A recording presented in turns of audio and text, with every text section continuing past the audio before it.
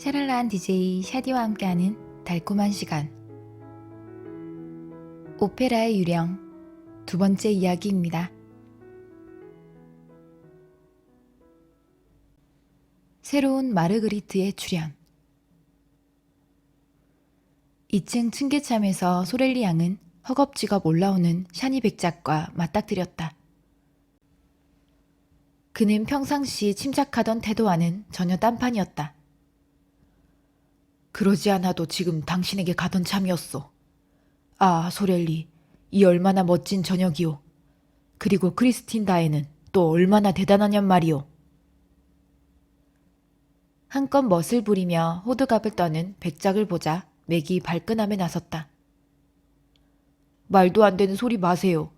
벌써 6달째나 목석처럼 노래를 부르고 있는 사람이 뭐가 대단하다고. 그리고는 일부러 과장된 예의를 갖추면서 쏘아붙이는 것이었다. 친애하는 백작날이, 지금 우리는 목매달아 죽은 어느 가엾은 남자를 보러 가는 중이오니 제발 길 좀 비켜주시게나이까? 한데 바로 그 순간 마침 그곳을 바쁘게 지나치던 부지배인이 말을 듣고는 멈춰섰다. 아니, 아가씨들이 어떻게 벌써 그걸 알지? 그러면서 노골적으로 퉁명스럽게 말을 이었다. 좌우간, 입도 뻥긋하면 안 돼. 특히나 드비엔느 씨와 폴리니 씨 귀에 들어가면 안 된단 말이야.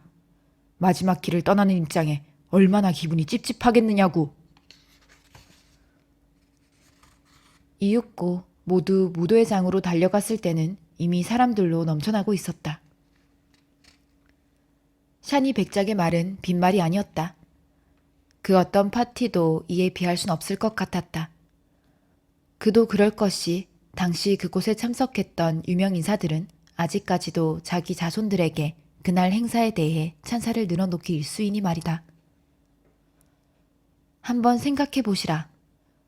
구노, 레이에, 생상스, 마스네, 기로, 그리고 들리브 등등 쟁쟁한 음악가들이 차례대로 오케스트라 악장석에 올라 자신의 곡들을 손수 지휘하는 광경을.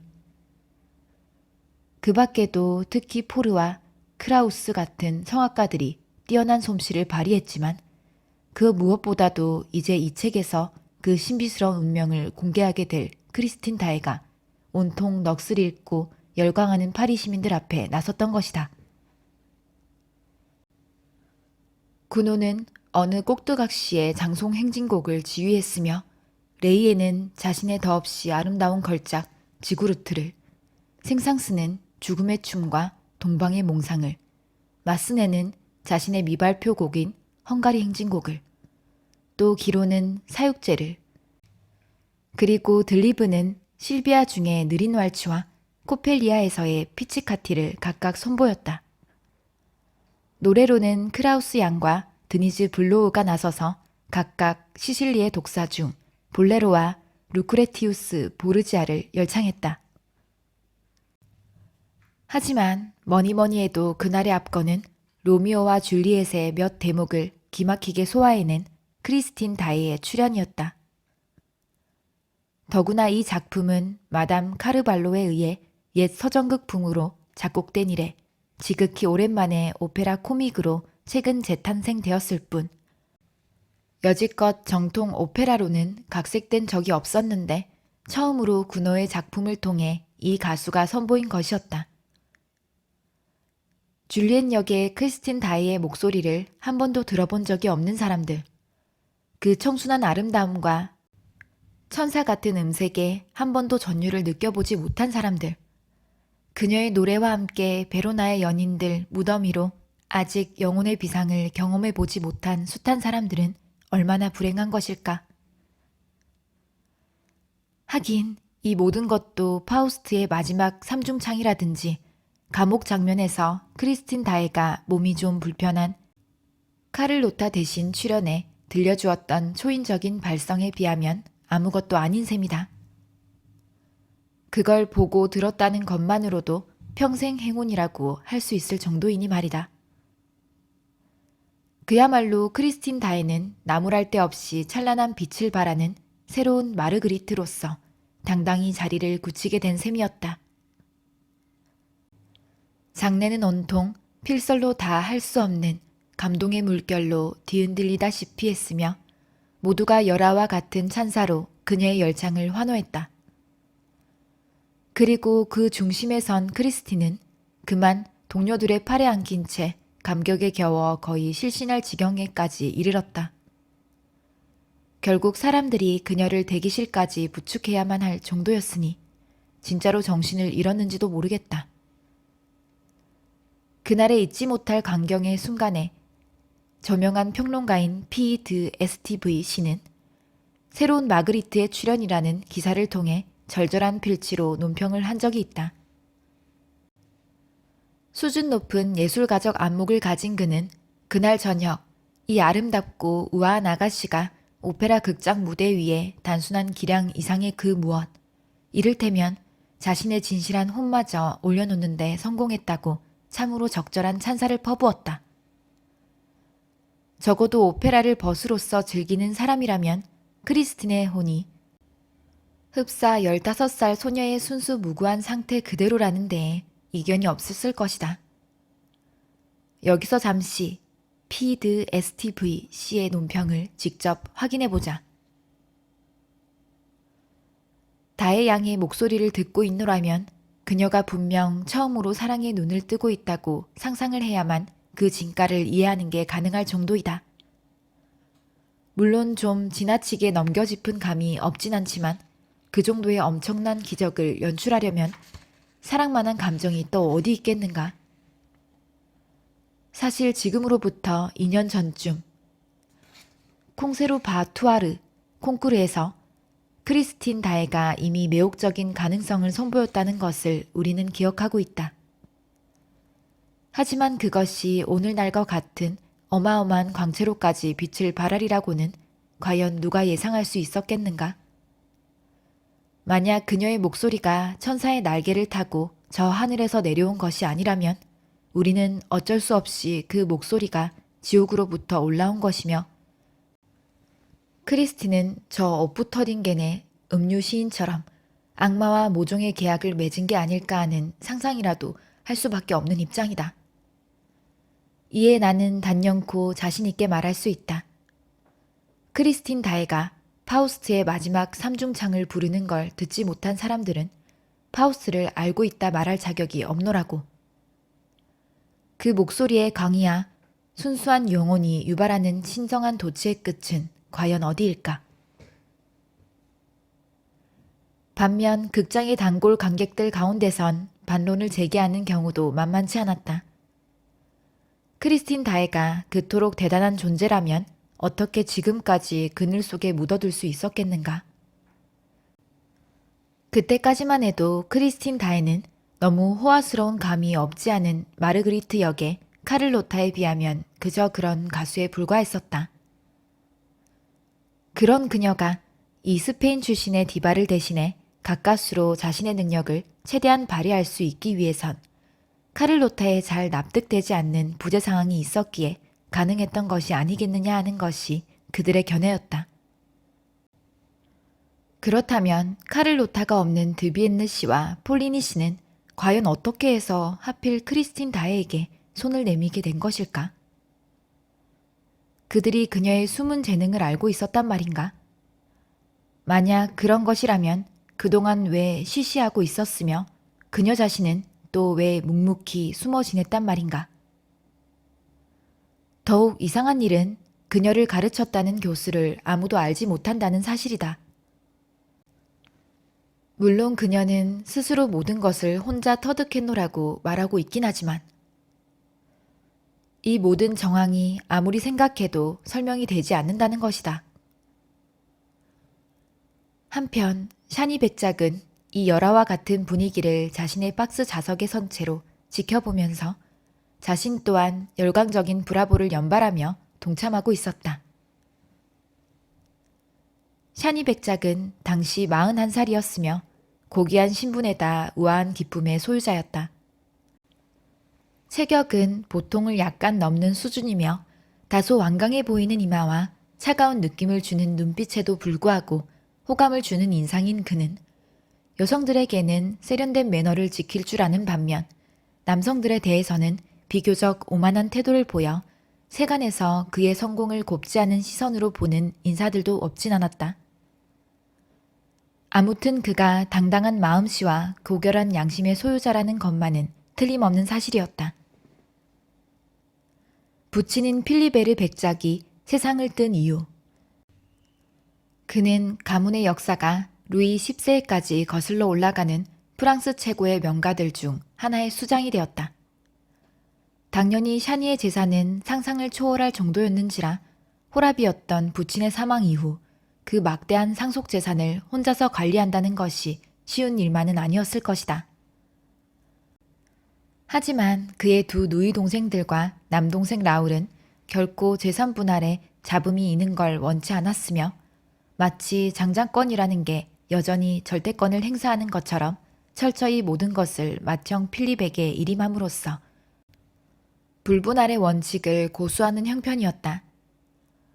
두 누이 동생이 같은 날 결혼을 할 때도 자신들에게 속한 몫을 당연히 찾아가는 게 아니라 어디까지나 오빠가 자진해서 주는 고마운 지참금으로서 어느 정도의 재물을 건네받았을 정도였다.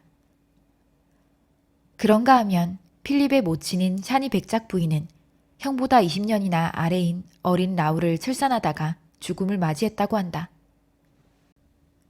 그리고 부친인 노백작이 사망했을 때 라울의 나이는 12살이었다. 필립은 어린 동생의 교육에 무척 열정적이었으며 두 누이 동생과 더불어 브레스트가 고향이자 해군 미망인 덕에 라울에게 특히 바다에 대한 취향을 불어넣어준 늙은 숙모가 그의 그러한 열정을 적절히 도와주었다. 그 덕분에 젊은 라울은 프랑스 해군 장교의 후보에 지원했으며 우수한 성적으로 졸업을 한 후 유유자적하며 세계 일주를 한 바 있다. 워낙 든든한 후원자가 버티고 있었기에 그는 최근 르캥선에 공식 원정대의 일원으로 임명되어 벌써 3년 동안이나 소식이 두절된 북극 탐험대의 생존 여부를 조사하러 떠날 참이었다. 라울은 출발에 앞서 주어진 6개월간의 짧지 않은 휴가를 즐기고 있었는데 도시 근교의 지체 높은 과부들은 그토록 귀엽게 생긴 섬세한 젊은이가 그처럼 고된 임무를 맡아 떠날 것이라는 데에 은근히 안타까운 감정을 내비치곤 하였다. 하긴 이 해군 장교의 수줍은 성격, 아니 순진무구하다고까지 얘기할 만한 성격은 정말 보기 드문 것이었다. 그를 대하다 보면 심지어는 돌봐주는 여인네의 손길로부터 바로 어제 벗어난 것 같은 느낌마저 주니 말이다. 실제로 두 누나와 늙은 숙모에게서 극진한 보살핌을 받은 그로서는 그때까지도 전혀 더럽혀지지 않은 순수하고 여성적인 교훈과 매력을 자신이 받아온 교육으로부터 습득했다 해서 이상할 것이 전혀 없었다. 당시 21살이 조금 넘은 그가 18살 정도로 보이는 것 또한 마찬가지였다. 용모마저도 가녀린 금빛 콧수염과 푸른 눈동자, 그리고 소녀 같은 혈색이 그렇게 안성맞춤일 수가 없었다. 필립은 라울을 애지중지했다. 동생에 대해 무척 자랑스러워했으며 해군 계통에서 제독으로까지 이름을 날리던 샤니 드라 료슈의 명성에 부끄럽지 않은 경력을 이번 원정에서 세워질 것을 바람하지 않았다.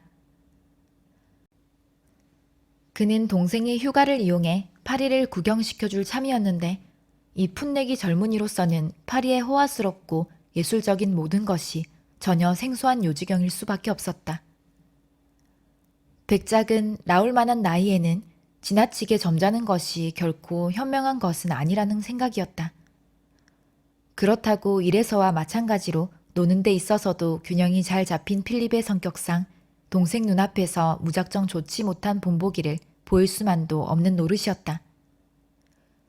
어쨌든 형은 동생을 데리고 파리 시내를 누비고 다녔으며 심지어는 무도회장에도 선을 보였다.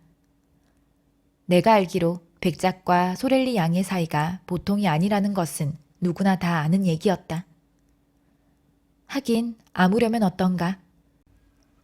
독신인데다 특히 두 누이 동생마저 결혼에 떠난 이후 남는 건 여유밖에 없는 버젓한 신사로서 그게 무슨 큰 흠이 되겠는가 말이다.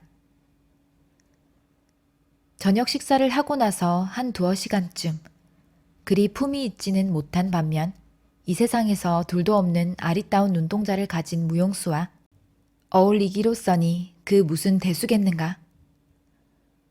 더구나 당시에는 샤니 백작 정도의 지위를 가진 진짜 파리지앵이라면 의당 드나들어야 마땅한 몇몇 장소가 있었으니 그 중에서도 오페라 극장의 무도회장은 단연 몇 손가락 안에 꼽을 만한 명소였던 것이다. 나중 얘기지만 아무튼 필립은 그날 저녁 동생이 몇 차례에 걸쳐 은근히 고집스럽게 조르지만 않았어도 무대 뒤에까지 그를 데리고 가지는 않았을 것이다. 크리스틴 다혜에게 실컷 기립박수를 보내고 난 다음 라울을 힐끗 돌아본 필립은 동생이 기겁할 만큼 창백하게 질려있는 것을 보고 적잖이 놀랐다. 아니, 저 여인이 불편해하는 게 안 보인단 말이세요? 라울은 안타까운 듯 중얼거렸다. 실제로 무대 위에서 크리스틴 다혜는 누군가의 부축을 받아야 할 정도였다. 불편해 뵈는 건 너 같구나. 대체 무슨 일이야? 백작은 라울에게 몸을 수그리며 물었다. 하지만 라울은 벌떡 일어서더니 떨리는 목소리로 이렇게 말하는 것이었다. 가요. 백작은 동생이 엄청난 흥분 상태인 것을 확인하고 걱정스레 물었다. 대체 어딜 간다는 거야, 라울? 보러 가자고요. 저렇게 노래하는 여인은 난생 처음 봐요. 백작은 잠시 동생을 물끄러미 응시했고 이내 엷은 미소를 입가로 흘렸다. 까짓것 그래. 어디 가보자꾸나. 라울의 태도는 마치 무언가에 톡톡히 홀린 것 같았다. 그들이 관객 출입구까지 왔을 때는 이미 사람들로 혼잡이 극에 달한 상태였다. 할 수 없이 무대까지 가기 위해 좀 기다려야 했는데 그동안 안달이 난 라울이 무의식 중에 제 장갑을 찢는 것이었다. 하지만 사람 좋은 필립은 그런 동생의 조바심을 모르는 척 덮어두었다. 다만 눈치까지 없는 건 아니었기에 라울이 얘기 중에 왜 그리도 넋을 잃고 있는지 그러면서도 오페라에 관한 대화 주제만 나오면 왜 그리도 흥분하는지 대충 짐작은 갔다. 둘은 그럭저럭 무대 위에까지 진입하는 데 성공했다. 검은 정장 차림에 많은 사람들이 무도회장이나 배우 대기실로 몰려들고 있었다. 무대장치 기술자들의 고함 소리에다 극장 관리자들의 극성스런 잔소리가 서로 뒤섞여 소란스럽기가 그지없었다. 예컨대 방금 한 장면을 끝내고 빠지는 무용수들, 사람과 마구 부딪히고도 황급히 지나가 버리는 단역 배우들, 부랴부랴 교체되는 무대 장치들과 무대 안 천장에서 미끄러져 내려오는 배경 그림, 망치질로 고정시키는 실물 장치 등등. 잔뜩 점잔을 뺀 실크햇을 엉망으로 건드리거나 방심한 허리춤을 언제 쿡 찌르고 지나칠지 모를 이 극장이라는 곳의 분주한 막간 분위기는 가녀린 금빛 콧수염의 푸른 눈동자, 소녀 같은 안색을 한 젊은이의 혼을 빼놓기에 부족함이 없었다. 게다가 무대 위에서는 크리스틴 다이의 눈부신 성공이, 또 무대 아래서는 조셉 비케의 의문의 죽음이 거의 동시에 발생한 상황 아니던가. 극장으로 보자면 그날 저녁만큼 혼란스러웠던 적도 없었고 라울로 보자면 그날 저녁만큼 대담했던 적이 또 없었다. 그는 걸치적거리는 것은 무엇이든 어깨로 떠밀며 걸어갔고 주위에서 들려오는 시끄러운 소음들에도 전혀 아랑곳하지 않았다. 그리고 오로지 자신의 마음을 송두리째 빼앗아간 목소리의 주인공을 가까이에서 만나보겠다는 일념에 온 정신이 쏠려 있을 뿐이었다. 그렇다. 그 연약하던 자신의 심장조차 이제 더는 자기 것이 아니라는 느낌에 사로잡혀 있었던 것이다. 사실 그는 어렸을 적부터 알았던 크리스틴이 몰라볼 정도로 달라진 모습으로 눈앞에 나타난 바로 그 순간부터 어쩌면 자신의 마음을 빼앗기지 않으려고 저항해 왔었는지도 모른다. 생각해보면 그녀를 대할 때마다 굳게 마음을 다져 먹으면서도 왠지 부드러운 감정이 가슴 저 깊은 곳으로부터 움터온 게 사실이다. 하지만 자신에 대한 자긍심과 신을 향한 신앙심, 장차 정숙한 아내가 될 단 한 사람의 여성 말고는 눈길을 주지 않으리라는 신념 등등으로 여지껏 극장에서 노래를 부르는 여인과 결혼할 수 있으리라는 가능성은 단 한순간도 머릿속에 떠올려 본 적이 없는 터였다. 그러나 이제 그의 내면에는 부드러운 감정이 점차 견디기 어려운 격렬한 열정으로 변해가고 있었다. 글쎄, 열정인가? 아니면 욕정? 좌우간 몸과 마음 가릴 것 없이 무언가 거부할 수 없는 기운이 무섭게 솟구쳐 오르는 것은 틀림없었다. 심지어는 누군가 흉곽을 억지로 열고 그 속에 무언가를 끄집어 내가는 것처럼 가슴팍 전체에 극심한 통증이 느껴지기도 했다.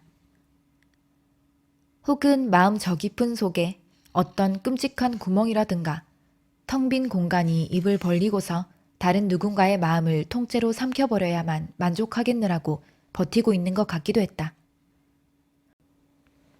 요컨대 소위 벼락 맞았다라고 일컫는 그런 강력한 사랑의 감정에 휘둘림을 당해본 사람이 아니라면 결코 이해할 수 없을 특별한 심리적 사건이 라울의 내면에서 벌어지고 있었던 것이다. 동생을 따라가는 필립 백작은 숨을 헐떡거리면서도 입가엔 흐뭇한 미소가 번지고 있었다. 문득 무대의 저 뒤편으로 이중의 문이 열리면서 배우 무도회장으로 향하는 계단과 1층 왼쪽 박스석으로 가 닿도록 된 계단이 각각 눈에 띄었다. 라울은 마침 다락방에서 달려 내려오는 한 무리의 단역 무용수들과 맞닥뜨렸다. 그중 몇몇 아가씨들이 라울을 보고 가볍게 아양을 떨며 인사를 건넸지만 젊은이는 대꾸도 하지 않고 지나쳤다. 마침내 그는 저 끝에서 극성스런 참미자들의 시끌벅적한 환호성이 들려오는 어두컴컴한 복도로 들어섰다. 떠들썩한 가운데서도 하나의 이름이 또렷이 들려오고 있었다. 다혜, 다혜. 한편 어느새 바로 뒤까지 따라온 백작은 숨을 헐떡이면서 이렇게 중얼거렸다. 이런 엉큼한 녀석, 어떻게 길을 알고 있지? 하긴 필립 자신이 라울을 크리스틴에게 데려가 소개시켜준 적은 한 번도 없었으니 의아한 것도 무리는 아니었다. 그렇다면 평상시 백작이 대기실에서 소렐리 양과 담소를 나누며 붙잡혀 있는 동안 동생 혼자서 여기를 드나들었다고 보는 수밖에 없었다. 하긴 소렐리 양은 보통 자신이 무대 위에 오르기 직전까지 대기실에 같이 있어달라고 백작을 조르기 일쑤였으며 심지어는 자신의 살색 타이즈와 비단 신발의 광택을 보호하기 위한 각반을 좀 보관하고 있어달라고 억지를 부린 적도 한두 번이 아니었다. 그리고 그럴 때마다 백작이 거절할 수 없도록 들이대는 핑계가 하나 있는데 그건 엄마가 돌아가셔서 딱히 의지할 곳이 없다는 거였다. 백작은 소렐리 양을 보러 가는 걸 잠시 미루고 다혜 양에게로 몰려가는 군중들을 따라가 보기로 했다. 그러면서 그리로 가는 복도가 오늘 저녁만큼 붐빈 적은 아마도 없었을 거라는 생각이 절로 들었다. 그만큼 온 극장 전체가 새롭게 출연한 마르그리트의 매력과 그 실신소동으로 발칵 뒤집어지다시피 한 것이다. 그런가 하면 아직 정신이 깨어나지 않은 크리스틴 다혜를 위해 극장 존속 의사가 도착했고 때마침 그 뒤를 바짝 붙어 달려오는 라울은 잘못해서 의사의 발 뒤꿈치를 밟는 실수를 저지르고 말았다. 그렇게 해서 한 여인을 구하려는 의사와 그녀의 마음을 얻으려는 연인이 동시에 크리스틴 곁에서 간호를 하게 되었고 전자에게서 응급조치를 받은 크리스틴 다혜 양은 마침 후자의 팔에 기댄 채 눈을 뜰 수밖에 없는 상황이 되었다. 백작은 다른 많은 사람들과 더불어 문가에 선 채 숨을 죽이고 그 모든 광경을 지켜보고 있었다. 그런데 문득 라울이 믿기지 않을 만큼 대담한 어투로 이렇게 내뱉는 것이었다. 의사 선생, 여기 이 사람들 좀 비켜달라고 해야 하지 않겠습니까? 이래서야 어디 환자가 답답해서 숨이라도 제대로 쉴 수가 있겠소. 그거 오르신 말씀이요. 의사는 즉시 그 말을 받아들여 하녀와 라울만 남기고 모두 문 바깥으로 내몰았다. 하녀는 라울을 눈이 휘둥그레진 채 물끄러미 바라보았다. 하긴 난생 처음 보는 낯선 남자가 너무도 당당히 사태를 수습하고 환자를 부축하는 게 당혹스러울 만도 했다. 하지만 감히 누구시냐고 물을 엄두는 나지 않는 모양이었다. 의사 역시 이 정도로 처신하는 젊은이라면 의당 그럴 권리가 있는 사람일 거라고 생각하고 문제시 않는 눈치였다. 결국 칭찬을 하러 들른 드비엔느 씨와 폴리니 씨조차도 다른 검정색 정장들과 함께 거칠게 복도로 떠밀려 나가는 가운데 젊은이는 아무의 방해도 받지 않고 다의 양이 서서히 정신이 드는 모습을 마음껏 지켜볼 수 있었다. 한편 샤니 백작은 다른 사람들과 복도에 나가 있으면서도 연신 너털 웃음을 지으며 이렇게 중얼거리는 거였다. 아, 저런 은큼한 놈을 보겠나. 저런 엉큼한 놈을 좀 봐. 그러면서 내심 덧붙이기를.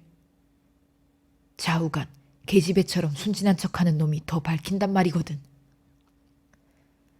하지만 그러는 백작의 표정은 더없이 밝았다. 역시 샤니 가문의 사내야. 그리고는 곧장 소렐리 양의 대기실로 향해 갔다. 하지만 소렐리 양은 마침 겁에 질린 철부지 무용수 아가씨들을 이끌고 무도회장으로 막 내려오는 중이었고 바로 그 중간에서 아까 이야기한 바대로 백작과 맞닥뜨리게 된 것이다. 한편 대기실에서는 크리스틴 다혜가 드디어 깊은 한숨을 내쉬며 눈을 떴고 고개를 돌려 라울과 눈이 마주치자 화들짝 놀랐다. 그녀는 다시 의사와 눈이 마주치자 지그시 안도의 웃음을 지었고 그 다음 하녀를, 그 다음으로는 다시 라울을 바라보았다. 실례지만 누구신지요? 그녀는 아직은 신음소리가 뒤섞인 목소리로 조심스레 물었다. 아가씨. 젊은이는 얼른 무릎을 꿇고 디바의 손등에 열정적인 입맞춤을 퍼부으며 둘러댔다.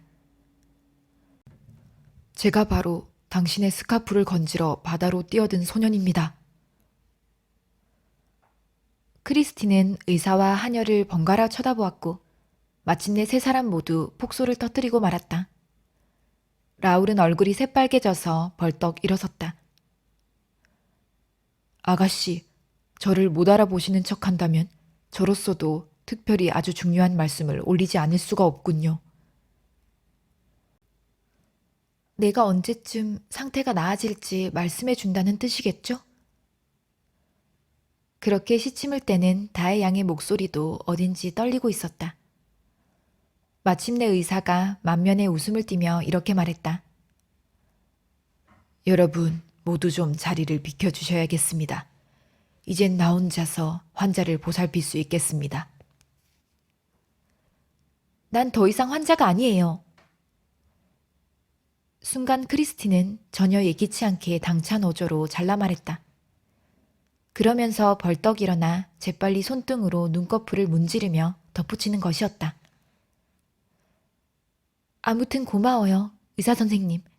이제 좀 혼자 있고 싶군요. 미안하지만 모두 좀 나가주시겠어요? 부탁입니다. 날 내버려 두세요. 오늘 저녁은 너무도 피곤하군요.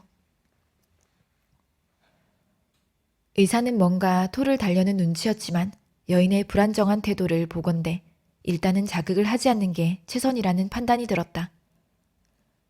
어쩔 줄을 몰라 하며 함께 복도로 나온 라울을 향해 의사는 던지듯 말했다. 오늘은 저 아가씨가 정말 이상하네요. 그토록 참하고 온화하던 여성이. 그리고는 아무 말 없이 자리를 떠버렸다. 마침내 라울은 혼자가 되었다. 뿐만 아니라 주위 역시 텅 빈 상태였다.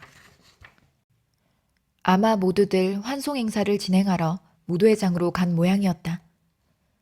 라울은 조금 있으면 다혜 양도 몸을 추스려 무도회장에 참석하러 나올 거라고 생각하고는 복도에 선 채 잠자코 기다리기로 했다. 그는 문 한쪽 구석에 어두컴컴한 그늘 속에 조용히 기대 서 있었다. 그런 그의 가슴은 여전히 끔찍한 통증에 시달리고 있었고 이번만큼은 늦기 전에 다혜 양에게 직접 이 사실을 고백하기로 마음먹고 있었다. 문득 문이 열리면서 하녀가 상자 몇 개를 든 채 혼자 나오는 것이 보였다. 그는 덥석 하녀의 팔을 붙잡고 주인 아가씨의 상태는 어떤지 물었다. 대답은 이제 원기를 되찾았지만 혼자 있고 싶다고 하니 절대로 방해해서는 안 된다는 거였다. 멀어져 가는 하녀의 뒷모습을 멍하니 바라보는 라울의 열에 들뜬 머릿속에 순간적으로 한 가지 생각이 스치고 지나갔다. 틀림없이 다혜 양은 나와 단둘이 있고 싶어 혼자 있겠다고 한 걸 거야. 내가 아까 기니 할 말이 있다고 했으니 일부러 주변을 물리쳤을 거라고. 라울은 잔뜩 숨을 죽인 채 천천히 문 앞으로 다가가 길을 갖다 댄 후 노크를 하기 위해 슬며시 손을 들었다. 그러나 그 즉시 저도 모르는 사이에 들었던 손을 떨굴 수밖에 없는 상황이 벌어지고 말았다. 문 저 안쪽으로부터 난데없는 어떤 남자의 음성이 유난히 건의적인 어조로 이렇게 말하는 소리가 새어나오는 게 아닌가. 크리스틴, 나를 사랑할지어다. 그러자 틀림없이 눈물 범벅이 되었을 크리스틴의 고통에 겨워하는 목소리가 바들바들 떨리면서 이렇게 대답을 하는 것이었다. 어떻게 그런 말씀을 하실 수 있죠? 지금도 오로지 당신을 위해 이렇게 노래를 부르고 있는 내게 말이에요. 순간 라울은 그만 가슴이 미어지는 것 같아 비틀거리며 벽에 기대 설 수밖에 없었다. 그동안 휑하니 어디론가 빠져 달아났다고 생각했던 자신의 심장이 다시 가슴 속으로 들어와 쩌릿한 고통을 가하는 느낌이 들었다. 복도 전체가 그의 심장 박동 소리에 반항하는 듯했고 귀가 다 먹먹해지는 것 같았다. 아마 그렇게 계속 심장이 뛴다면 누군가 그 소리를 들어서 벼랑간 문을 활짝 열고 시끄러우니 자리를 비켜달라고 할까봐 걱정이 될 정도였다. 대체 어떻게 해야 한단 말인가? 문가에 계속 기대어 엿들어야 할까? 라울은 마치 심장 박동 소리를 새어나가지 않게 하려는 듯 두 손을 가슴에 갖다 대었다. 하지만 심장이 어디 개 주둥이라도 된다던가. 심지어 개의 주둥이를 붙들고 있다 해도 아예 작정을 하고 지저대는 그 소리를 어찌 막을 수가 있을 것인가. 남자의 목소리는 계속되었다. 보아하니 무척이나 피곤한가 보, 크리스틴. 아, 오늘 저녁 난 당신에게 내 영혼을 바친 거나 다름없었어요. 이젠 죽을 지경이라고요. 하긴 그대의 영혼은 정말로 아름다웠노라. 내 사랑이여. 지극히 고맙게 생각하고 있소. 아마 이 세상 그 어느 황제도 그러한 선물을 받아보지 못했을 거야. 천사들마저 오늘 저녁엔 감격의 눈물을 흘렸을 테지. 남자의 근엄한 목소리는 그것으로 뚝 끊겼다. 라울은 자리를 피하지 않고 어두운 그늘 속에 몸을 숨긴 채 문제의 남자가 방 밖으로 나오기를 기다리기로 마음먹었다. 그의 마음속에는 사랑과 미움의 감정이 동시에 물밀듯 밀려왔다. 그는 자신이 사랑에 빠져 있다는 것을 알았고 그가 증오해야 할 대상이 누구인지 알고 싶었다. 바로 그때였다. 벼랑간 문이 열리면서 모피를 두르고 얼굴은 베일로 가린 크리스틴 다혜가 혼자 걸어 나오는 것이었다. 그녀는 문을 닫았지만 라울이 보기에 열쇠로 잠그는 것 같지는 않았다. 젊은이는 여인이 지나쳐 가는 것엔 아랑곳하지 않고 어둠 속에 숨은 채 굳게 닫힌 문만을 집요하게 노려보고 있었다. 마침내 다시 복도가 조용해지자 라울은 즉시 문 쪽으로 다가갔다. 그리고는 얼른 손잡이를 돌려 문을 열고 안으로 들어가 조용히 닫았다. 방 안은 가스등이 꺼졌는지 한 치 앞도 분간할 수 없는 어둠에 휩싸여 있었다. 여기 누군가 틀림없이 있었다. 왜 숨는 것인가? 라울은 부들부들 떨리는 음성으로 외쳤다. 그렇게 말하면서 그는 문에 등을 갖다 댄 채 섣불리 열고 뛰쳐나갈 수 없게 지키고 있었다. 어둠과 침묵뿐. 들리는 거라곤 자기 자신의 거친 숨소리가 전부였다. 흥분할 대로 흥분한 그에게 지금 자신이 취하고 있는 행동이 얼마나 정상을 벗어난 짓인지 머릿속에 떠오를 리 없었다. 은근슬쩍 방을 빠져나갈 생각이라면 어림없소이다. 당장 떳떳하게 모습을 드러내지 않으면 정말로 비급한 사람인 줄 알겠소. 그래도 반드시 정체를 밝혀내고야 말겠지만. 그리고는 얼른 성냥갑을 꺼내 불을 피웠다. 일순 실내가 환하게 밝혀졌지만 사람의 모습은 전혀 보이지가 않았다. 라울은 침착하게 문에 자물쇠를 잠근 다음 차례차례 램프들에 불을 붙였다. 그리고 나서 화장실 쪽으로 성큼성큼 다가가 옷장문을 활짝 여는가 하며 이리저리 두리번거리면서 사방 벽을 더듬어 보았다. 그러나 아무것도 이상한 점은 발견되지 않았다. 아, 이런. 내가 드디어 미쳐버린 건가? 그는 그 이후로도 한 10여 분쯤 텅 빈 방 안에 정막 속에서 가스불 타는 소리에 귀를 기울이고 있었다. 비록 사랑의 눈은 멀었지만 마음속의 여인의 풍기는 향기를 자기 것으로 하기 위해 리본 하나라도 슬쩍 품에 넣어 가지고 갈 생각은 하지 않았다. 그는 어디로 가야 할지 또 무엇을 해야 할지도 모른 채 맥없이 밖으로 나왔다. 그렇게 갈피를 못 잡은 채 잠시 동안 어슬렁거리고 있는데 문득 얼음처럼 싸늘한 공기가 얼굴을 스치고 지나갔다.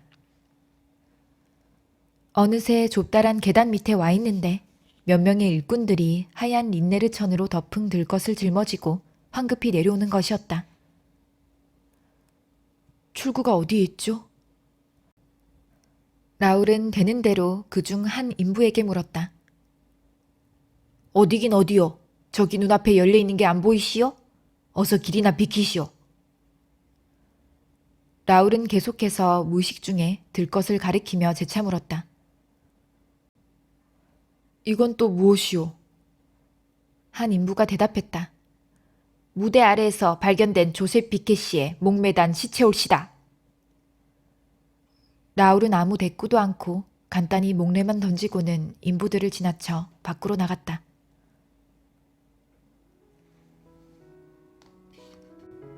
오페라의 유령 두 번째 이야기 여기까지입니다. 세 번째 이야기도 기대해주세요. 오늘도 꿀잠 주무시고 항상 행복하세요.